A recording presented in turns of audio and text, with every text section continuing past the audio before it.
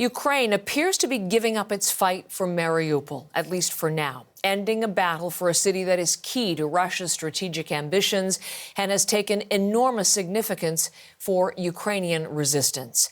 New video into us this morning from Russia's defense ministry, and according to Russia, it shows Ukrainian defenders leaving the Azovstal steel plant, where they have been holding out for weeks now.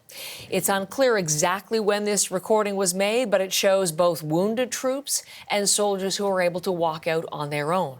Ukraine's defense ministry confirms today that more than 250 wounded have been evacuated from the complex and are now in Russian-controlled territory. Other defenders are still believed to be inside. Ukrainian President Volodymyr Zelensky says Ukraine is trying to get them out, too. Хочу підкреслити, українські герої потрібні Україні живими. Це наш принцип. Думаю, що ці слова зрозуміє кожна адекватна людина. Операція з порятунку оборонців Маріуполя розпочата нашими військовими, розвідниками. Щоб повернути хлопців додому, робота продовжується, і ця робота потребує делікатності і часу. Some of the latest address from the Ukrainian president. Now, some of the Ukrainian defenders at the Azovstal plant are part of the Azov Regiment, which is a unit in Ukraine's National Guard with roots in a far-right group. They've been the focus for Russian propaganda and singled out by the Kremlin as a justification for Russia's war on Ukraine. For Ukrainians, though, they're seen as heroes, their last stand hailed by Ukrainian military and political leaders.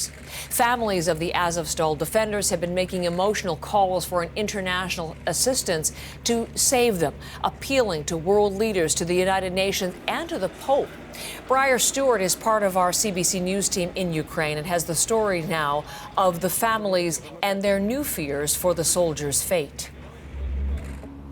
Today in Kyiv, wives and girlfriends and mothers of some of the men who have been in Azovstal for weeks and months now have gathered here in the city to try to make a plea for information. Now, we know within the last night, in fact, that more than 250 of the men inside there were evacuated from the plant. They were put on buses. About 50 of them were injured and needed to go to a hospital in an area that is now occupied by Russia.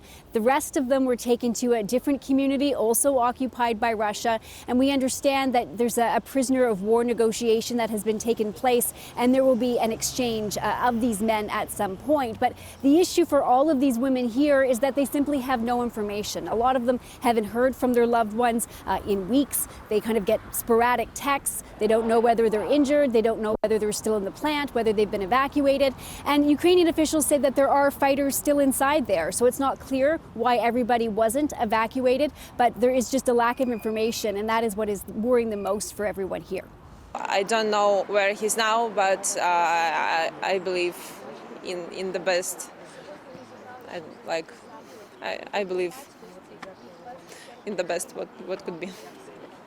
Well, much of the fighting now is concentrated in the eastern part of the country, in the Donbass region. There were a series of missile strikes overnight, some north of Kyiv in a village where we understand some military training was going on. There was also a number of explosions in the Lviv Oblast, where we understand that infrastructure was targeted as well. Briar Stewart, CBC News, Kyiv.